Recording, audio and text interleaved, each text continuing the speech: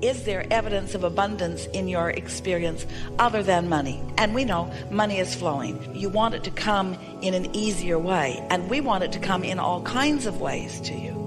Is there abundance that is coming to you other than the abundance of dollars that you are speaking of? Absolutely. I have good relationships in my life. So focus specifically on the idea of abundance of good things, and just speak softly and confidently to us about it. Help me out some more. There is an abundance of sweet smelling air around this planet. And every time Esther comes into a new city, the first thing she does as she steps out into the atmosphere is she takes it in with appreciation and notices the differences of it. Dry air is different than more humid air. And sometimes there are sweet fragrances. There is atmosphere in the air that she can sense and smell. But she never stops appreciating this really high quality, good feeling, really important to her experience, abundance of air.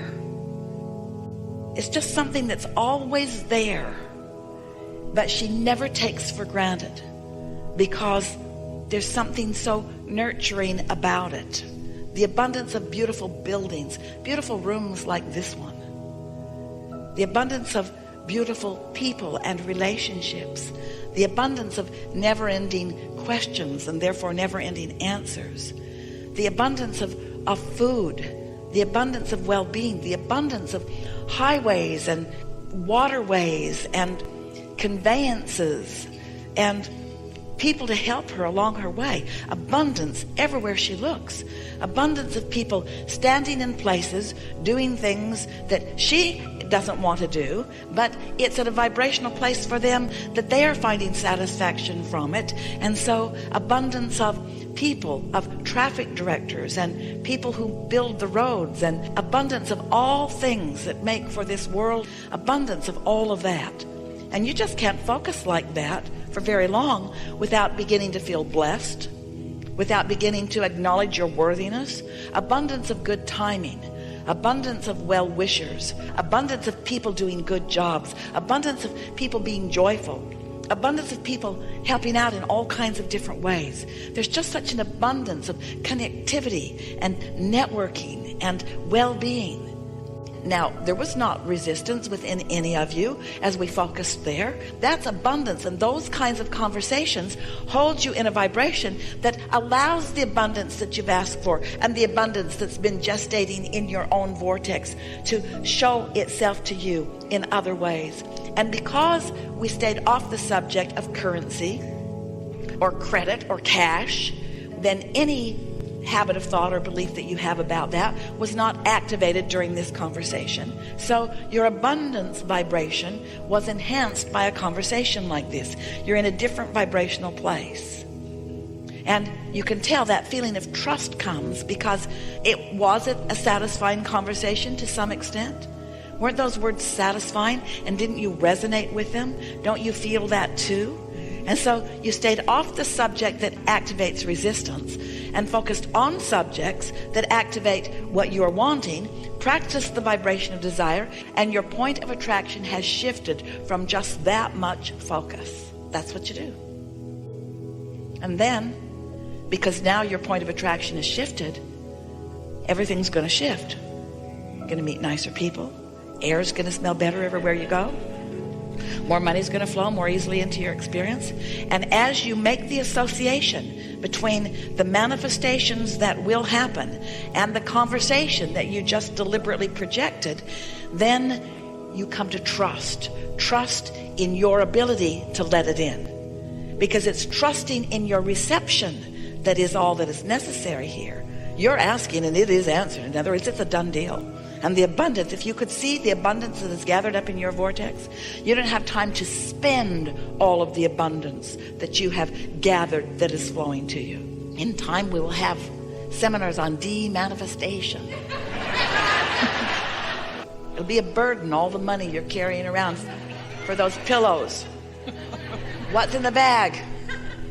Pillow stuff. What do you mean? I'm going to leave it under the pillow. Yes. Seems like a lot. It is.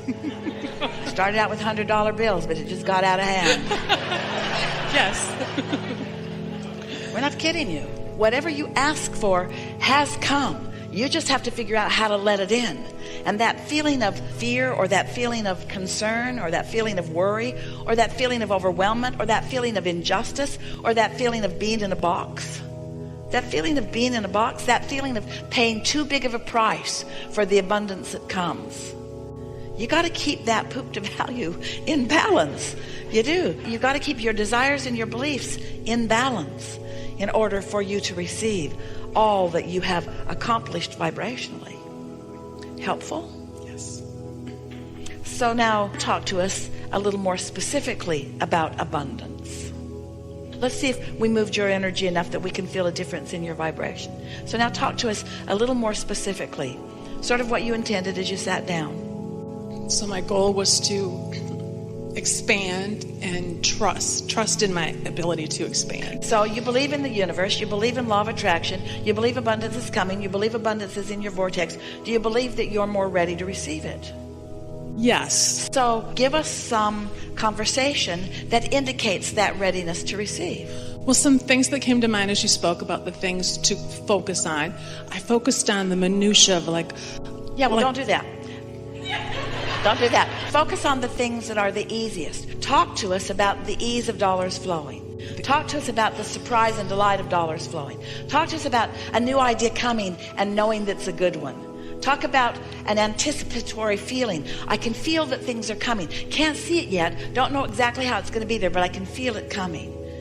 I feel anticipation. I'm feeling an eagerness. I'm feeling a sort of relief of stress. I'm feeling eager about where I am, satisfied with where I am, and an eagerness for it to even be better and better and better. Now we're talking more specifically about money, but still there's no resistance in the conversation. Can you feel it? In my gut, I do. There's still, when it comes to money, there's hell no, ain't gonna happen. And I gotta get beyond this. I want to get beyond. That feeling will stay there unless you focus on something where that feeling isn't. See, this is the thing that we want you to understand. So if you focus there and it feels like that, just like if you take a drug that makes you sick, stop taking it. If you eat something and your face swells up, don't eat it again. Let your guidance be your guidance. And so if that conversation doesn't feel good, as you say, I can feel it in my gut, then stay away from it, because the way it sits in your vibration, it's not helpful to keep it active. And you don't have to change it, just don't keep it active, because if it's not active, it won't be a resistant player. Anything that's not active won't hold anything that you want away from you. So just get more general, more gentle. So can you say that I believe that good things are coming without getting that feeling in your gut? Yes. There's a hopefulness. So how far can you go before the feeling comes?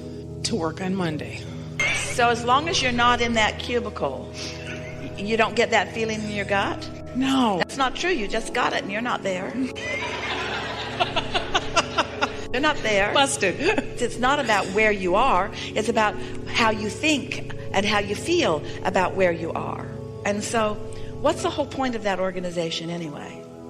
What do you do there? I help people buy homes, and I'm a renter myself, but I teach home buyer education.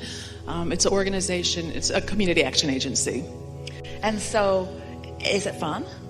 It's wonderful people, and I love helping people, but there's a thing about money that I really want. And how are the in my majority life. of the people who are coming in, are they bouncing off the walls in enthusiasm about the money that's flowing into No, their they're experience? struggling financially. So you're dealing with struggling people all day long? Yes. Are you sure it's the box that's bothering you? I guess it's the whole big package.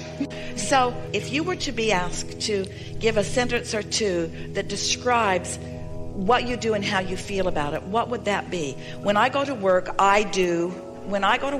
this is what I do. I counsel people that don't believe. But then does somebody slip money under their pillow? Not yet. So you don't have a big boatload of money that you get to decide who gets it? No. Oh, so you don't... Well, sort of, kind of. We have How some does that funds. work? Oh, you have some funds. So my goal is to try to help them Help them. If they're struggling enough, that we might be able to help them get some money. So they have to really be big-time strugglers before you can help them. Yes, it takes a struggle to be able to have it. So if they're just moderately struggling, out. Right. Absolutely.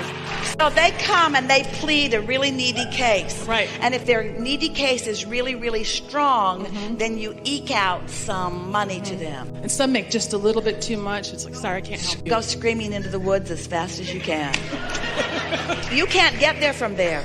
Okay. If that's the criteria by which the help comes, and a lot of people look at it like that. In other words, if they can plead a needy case, then they expect somebody else who's figured out how to let abundance come to them to give some of the abundance that's come to them easily to give to them. And so that's why people try so hard to explain how difficult it is, not even realizing that with every word they utter about their problems and their struggles, they shut down the universal flow that's flowing to them just like it's flowing to everybody else. But then they have to stand in that begging mode in order to get it. No wonder it feels like struggle for dollars to flow. Those kind of dollars are way too hard. Way too hard, you see. You don't want to plead a needy case to the universe. You want to make your statements of appreciation.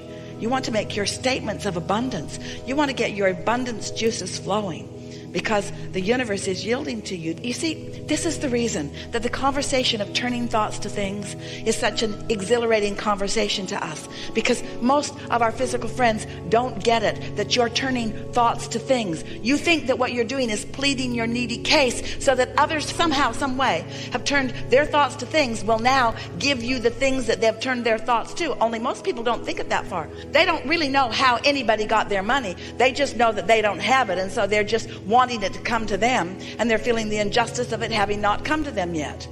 You cannot be needy and receive what you are wanting at the same time. They are very different vibrational frequencies, you see. You have to feel abundance before it comes. So while you might want $100 or $200 or $300 or $400 or $500,000 to flow easily into your experience right away, it's not going to happen today. It isn't going to come right now, this red hot minute, but you could find the feeling of abundance within 5 or 10 minutes. You could accomplish the vibrational shift. And if you've accomplished the vibrational shift, then you've opened your passageway to the next idea and the next and the next and the next and the next and the next, you see.